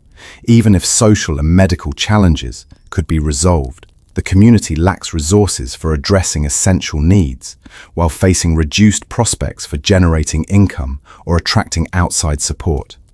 The crafts and services that residents could previously provide for generating modest income prove increasingly difficult to maintain as physical capabilities decline and equipment deteriorates. The economic foundation that supported even minimal self-sufficiency continues eroding without realistic prospects for restoration or replacement. Outside charitable support, already reduced due to the colony's criminal reputation, faces further limitations as donor communities experience their own economic challenges and competing demands for charitable resources. The network of religious and secular supporters that sustain the colony shows signs of permanent withdrawal that could eliminate essential donations of food, clothing, and basic supplies. The market value of products that the colony might produce remains limited by both quality limitations and social prejudice against goods created by lepers. Even if residents could maintain production capabilities, the economic returns would prove inadequate for supporting community needs or attracting new residents to replace those lost to death and departure. The cost of maintaining essential infrastructure exceeds available resources by enormous margins, creating maintenance deficits that will continue accumulating until basic systems fail completely. The economic mathematics of colony survival show clearly that current income sources cannot support even minimal living standards for remaining residents. As summer progresses, and residents fully understand the colony's deteriorating prospects, some individuals begin making preparations for departure, despite the enormous risks that leaving would entail. These potential departures threaten to reduce the population below levels necessary for maintaining even basic community functions, while creating precedents that could encourage additional residents to abandon the collective survival strategy. The residents considering departure include both those whose conditions remain relatively manageable and might permit survival outside the colony, and those whose advancing disease makes death inevitable and who prefer to die elsewhere rather than in the colony's increasingly desperate circumstances. Their motivations reflect both practical calculations about survival prospects and psychological needs for autonomy and dignity that colony life cannot satisfy. The practical challenges of leaving the colony prove enormous for individuals whose legal status as exiled lepers eliminates normal options for shelter, employment, and community integration.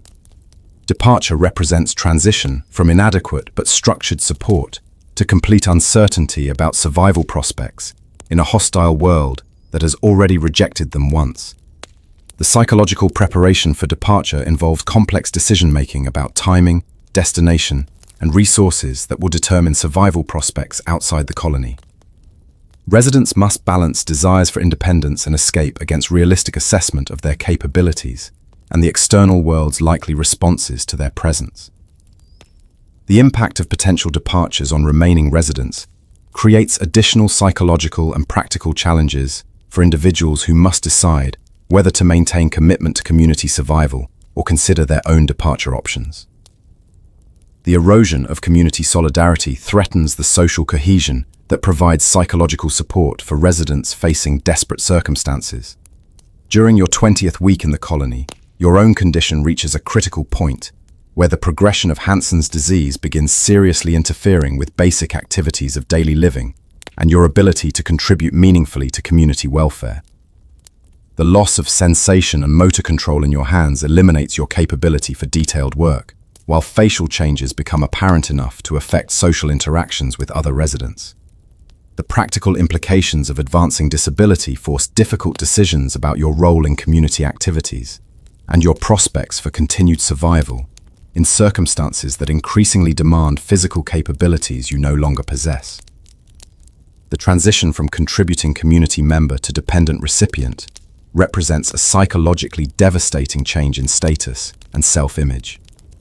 Your relationships with other residents must adapt to your changing capabilities and increasing needs for assistance with basic activities.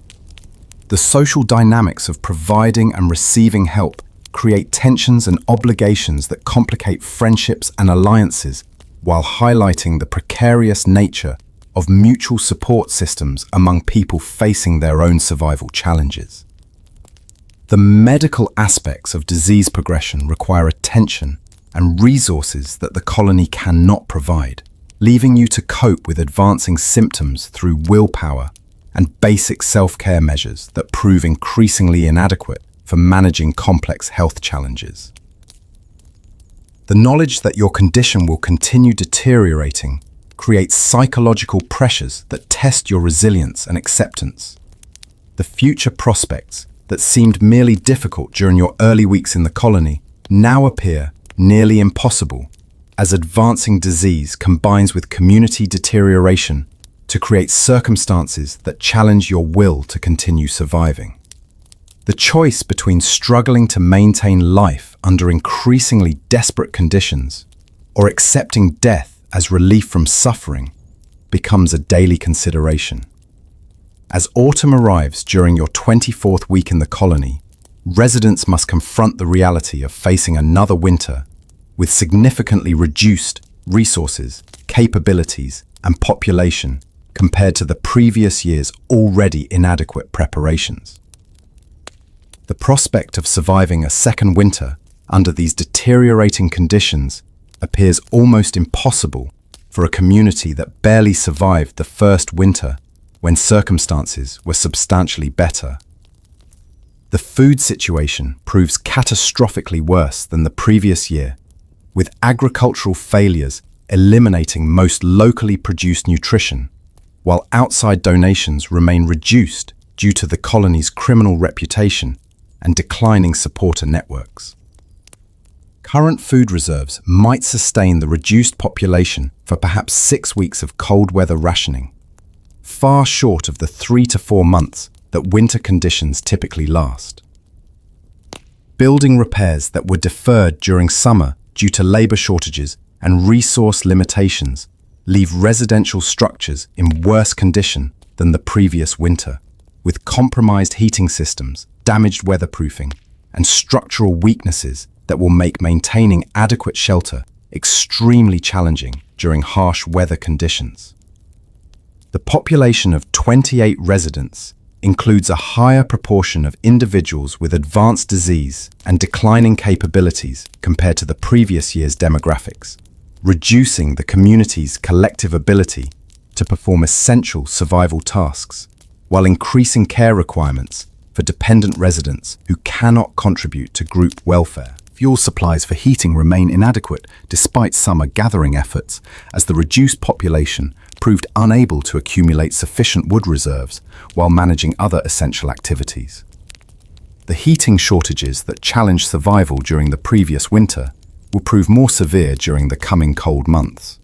Faced with the near certainty of catastrophic mortality during another winter, the colony's residents must make collective decisions about survival strategies that range from desperate measures similar to the previous year's criminal activities to more radical options, including community dissolution or evacuation to other locations with potentially better survival prospects. The debate over community response options reveals fundamental disagreements about moral boundaries, practical capabilities, and individual versus collective survival priorities that have been developing throughout the colony's decline. These discussions will determine not only immediate survival strategies, but also the nature and continuation of the community itself. Some residents advocate for more extensive criminal activities designed to acquire resources necessary for winter survival, arguing that moral considerations become secondary when facing certain death from starvation and exposure. This position reflects the progressive moral deterioration that extreme circumstances can create among people who previously maintained conventional ethical standards. Others propose abandoning the colony entirely and attempting to survive individually or in smaller groups that might have better prospects for finding shelter and resources elsewhere. This option acknowledges that collective survival has become impossible, while accepting the enormous risks that exile from even inadequate community support would entail. A third group maintains commitment to remaining in the colony while attempting legal approaches to securing additional outside support through appeals to religious institutions, secular authorities, or wealthy individuals who might provide charitable assistance. This strategy reflects both moral principles and possibly unrealistic hopes about outside communities' willingness to assist a colony with a criminal reputation. Brother Martin's leadership during this crucial decision period proves decisive for determining community direction, as his moral authority and practical experience provide guidance that residents need for choosing among survival options that all carry enormous risks and uncertain benefits. After weeks of increasingly desperate discussions about survival options, the colony's residents reached the traumatic decision to formally disband the community and allow individuals to pursue whatever survival strategies seem most promising for their particular circumstances and capabilities. This decision represents complete acknowledgement that collective survival has become impossible under current conditions. The practical arrangements for community dissolution prove complex and emotionally devastating, involving distribution of remaining resources among residents who will depart individually or in small groups, identification of essential items that might improve survival prospects, and coordination of departure schedules that minimize conflicts and resource competition. The psychological impact of community dissolution creates profound grief among residents who have shared survival experiences and developed bonds that substitute for family relationships lost through original exile. The formal ending of these relationships represents additional loss layered on top of previous trauma from disease, exile, and winter suffering. Your own preparations for departure from the only community you have known during your exile involve choosing between limited options that all carry enormous risks and uncertain prospects for survival. The decision about when and how to leave forces final acceptance that your exile experience has reached its endpoint, though whether that ending involves death or some form of continued survival remains unknown. The distribution of community resources provides some material support for departure, but the items available remain inadequate for sustaining life independently for any extended period. The colony's accumulated possessions, modest though they were, represent the difference between immediate death and short-term survival for residents who must now face the world entirely alone. Your 26th week in the colony witnesses the heartbreaking process of community dissolution as residents make final preparations for departure and say farewells that everyone understands will likely be permanent. The emotional weight of these partings combines with practical challenges of resource distribution and timing coordination to create an atmosphere of profound sadness mixed with desperate urgency. The departures begin with residents whose conditions remain relatively manageable and who believe they might survive independently for some time before disease progression eliminates that possibility. These individuals face the enormous challenge of finding shelter and sustenance in communities that will reject them immediately upon recognition of their condition. But they retain enough physical capability to attempt survival outside institutional care. Brother Martin, whose leadership sustained the colony through its worst crises, chooses to remain until the final residents depart, accepting responsibility for ensuring that everyone who wants to leave receives fair access to remaining resources and coordinated support for departure preparations. His commitment to community welfare continues, even as the community itself dissolves around him. Sister Mary, whose medical knowledge provided essential healthcare despite limited resources, departs early in the dissolution process with a small group of residents who hope to find another leper colony that might accept them and benefit from her healing skills. Her departure eliminates any pretense of organized medical care for remaining residents. Several residents choose to depart in pairs or small groups, hoping that cooperative arrangements might improve survival prospects while providing companionship during what will likely be their final weeks or months of life. These alliances represent attempts to recreate the mutual support that made colony life bearable despite its hardships. As the colony empties and your own departure becomes imminent, you must confront the fundamental question of how you want to spend whatever time remains in your life.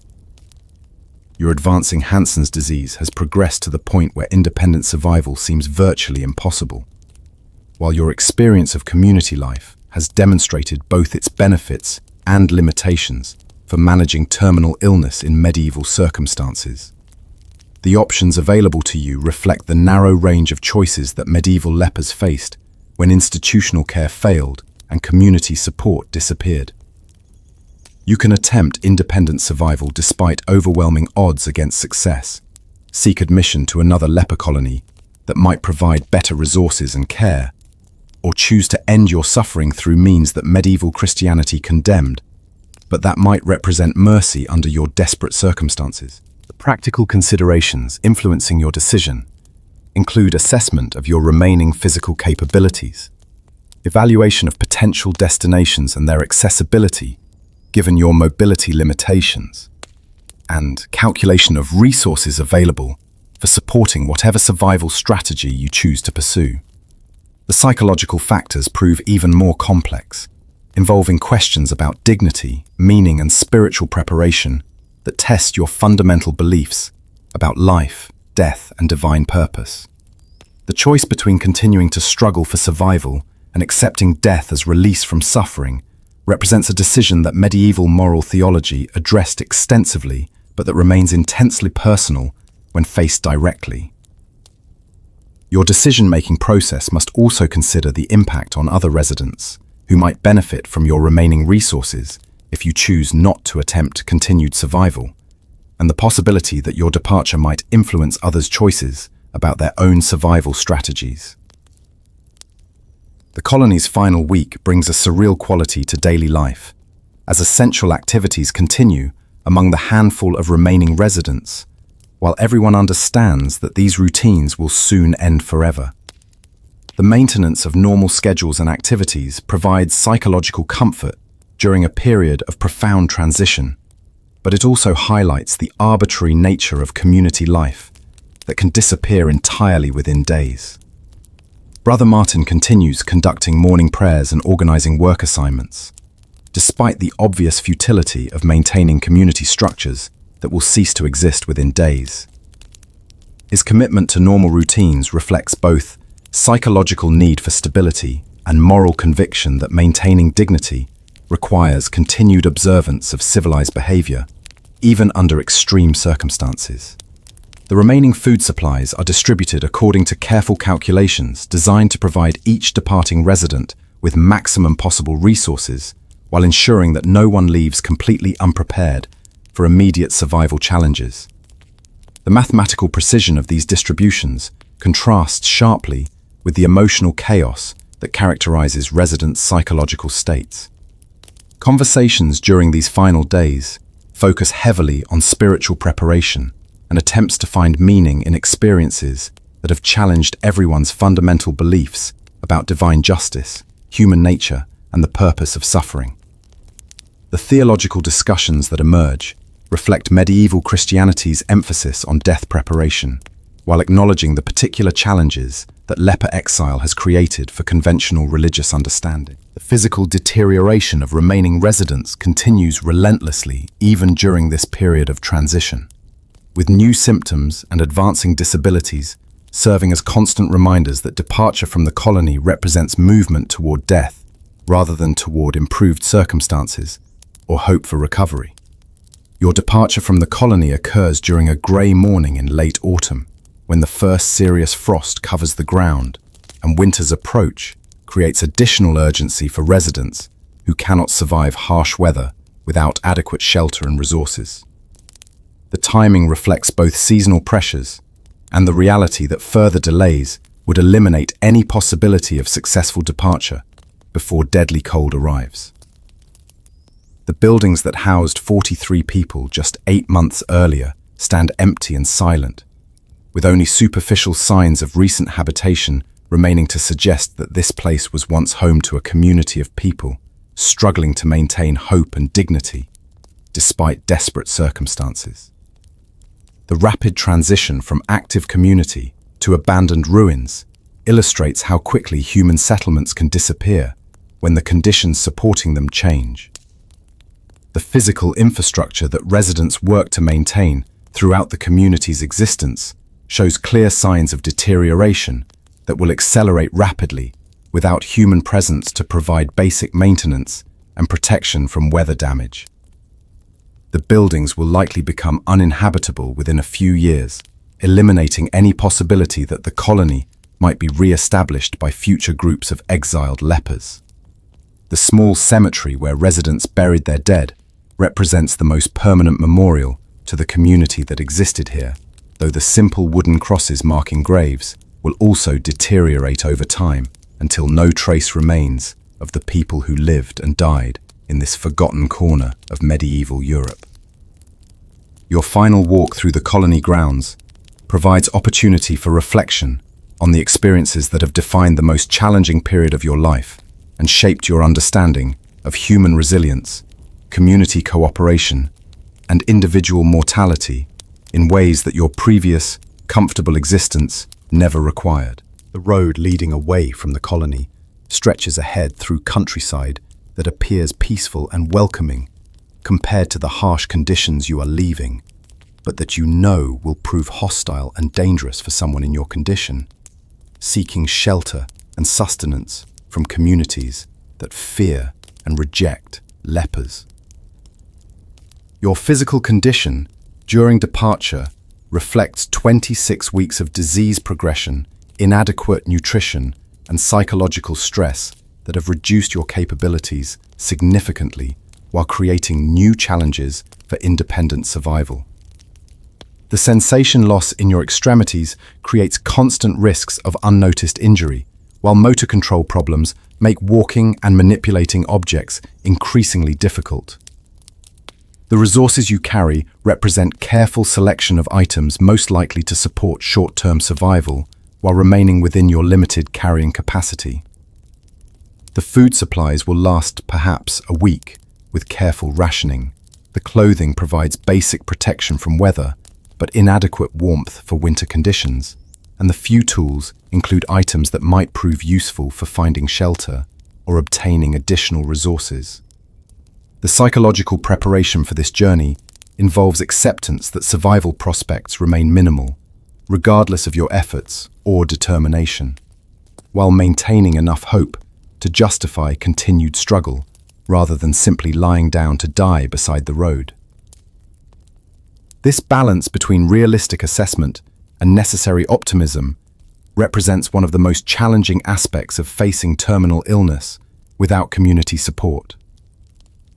Your departure from the colony represents not just physical movement from one location to another, but transition from structured community existence to complete independence and isolation that will test every survival skill and source of inner strength you possess. The communities you encounter during your solitary journey provide constant reminders of the social death that leprosy imposed in medieval society and the profound isolation that accompanied physical exile from normal human relationships. The reactions you observe range from fear and disgust to occasional compassion, but never acceptance or integration into community life. Villages that you approach typically respond to your presence with immediate alarm and organized efforts to ensure your rapid departure, sometimes involving threats of violence if you attempt to remain or seek assistance. These responses reflect both genuine fear of disease transmission and broader social prejudices against people who have been marked as spiritually and physically corrupted. Religious institutions that theoretically embrace Christian charity toward the afflicted prove reluctant to provide meaningful assistance when confronted with actual lepers seeking help. The gap between theological principles and practical behavior illustrates the limitations of medieval religious culture when faced with conditions that challenge community safety and comfort. The few individuals who show willingness to provide limited assistance typically do so from safe distances and with obvious reluctance, offering minimal food or basic supplies, while making clear that extended contact remains unacceptable.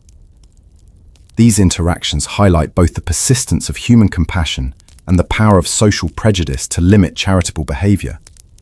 Your experiences with various communities provide education in the specific ways that medieval society excluded and rejected people with Hansen's disease, creating systematic barriers to survival that made community-based care essential for individuals who could not meet their needs independently.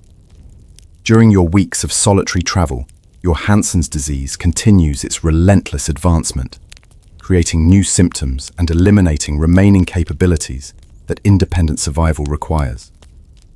The progression serves as constant reminder that time is running out, and that finding some form of shelter or care becomes increasingly urgent as your condition deteriorates. The loss of additional sensation in your hands and feet creates daily challenges for basic activities like walking safely, manipulating tools, and recognizing injuries that require attention. The elimination of protective reflexes that sensation provides means that minor mishaps can become serious medical problems without your awareness. Motor control problems advance to the point where fine manipulation becomes impossible, and gross motor activities, like walking, require increasing effort and concentration. The simple tasks of daily survival become elaborate undertakings that consume energy reserves already depleted by poor nutrition and advancing illness. Facial changes become pronounced enough that your condition is immediately recognizable to anyone who encounters you, eliminating any possibility of concealing your identity as a leper and obtaining assistance through deception or appeals to general human sympathy, rather than specific charity toward the afflicted. The psychological impact of advancing symptoms creates depression and disorientation that interfere with decision-making and survival planning, while physical weakness reduces your ability to implement whatever strategies you might develop for continued survival. By your 30th week since leaving your original home, the combination of advancing disease, inadequate nutrition, harsh weather, and physical exhaustion brings you to the point where continued travel becomes impossible, and death appears imminent within days or weeks rather than months. The practical challenges of survival have eliminated all options except choosing a location where you will spend your final days. The decision about where to die proves complex, because it affects both your physical comfort during final illness and your spiritual preparation for whatever afterlife medieval Christianity promises to the faithful. The choice between seeking shelter in populated areas where you might receive some assistance versus finding isolated locations where you will not be disturbed reflects different priorities about dignity, community, and religious observance. Your physical condition during these final days includes extreme weakness that makes movement difficult, constant pain from infected wounds and nerve damage, and symptoms of malnutrition that affect both mental clarity and emotional stability. The progression toward death involves gradual shutdown of bodily functions that medieval people understood as natural preparation for soul's departure from corrupted flesh. The psychological aspects of approaching death involve spiritual preparation according to Christian traditions,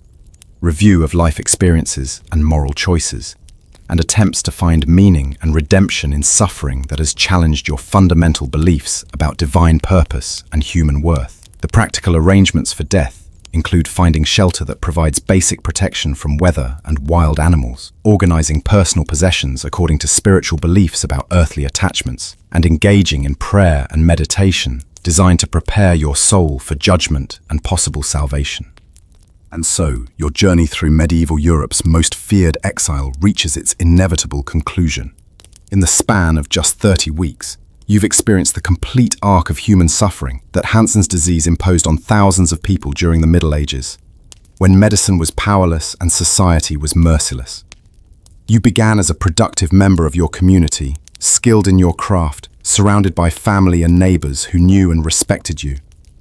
But a simple patch of unfeeling skin transformed you into a social outcast, condemned to live among society's most rejected individuals, in conditions that challenged every aspect of human endurance. The leper colony that became your world was no sanctuary, despite whatever charitable intentions motivated its creation. Instead, it was a place where survival itself became a daily miracle, where community bonds formed and shattered under pressures that tested the limits of human cooperation, and where death was always present as both threat and potential mercy. Through starvation and cold, through crime and moral compromise, through the progressive deterioration of your own body and the collapse of the community that briefly sheltered you, you experience what it truly meant to be abandoned by the medieval world. The harsh truth is that very few people would have possessed the strength, resourcefulness, and sheer stubborn will to survive, even this long, under such conditions. Your imagined journey ends as it must, alone and dying, but having witnessed the full spectrum of human resilience and cruelty that defied one of history's most challenging survival scenarios. Tonight, as you rest in your comfortable bed, surrounded by medical care that would seem miraculous to medieval eyes, remember those forgotten souls who face the darkness with courage we can barely imagine. Their struggles remind us how precious our modern comforts truly are, and how much human civilization has accomplished in conquering the fears and prejudices that once condemned the sick to lives of unimaginable hardship. Sleep well, knowing that you live in an age where Hansen's disease can be cured with simple antibiotics. where social support systems protect the vulnerable, and where no one need face such desperate circumstances alone. The medieval world's harsh lessons about survival and human nature remain relevant, but its worst cruelties have been consigned to history, where they serve as reminders of how far we've traveled toward a more compassionate and enlightened existence. Let the gentle rhythm of your breathing carry you toward peaceful dreams, free from the burdens that our ancestors bore with such remarkable endurance. Their stories live on in whispered memories of harder times, teaching us to appreciate the extraordinary gift of living in an era where survival is no longer the daily miracle it once had to be. Rest now, in comfort they could never have imagined, and let their courage inspire gratitude for the world we've inherited through their suffering and sacrifice. Good night.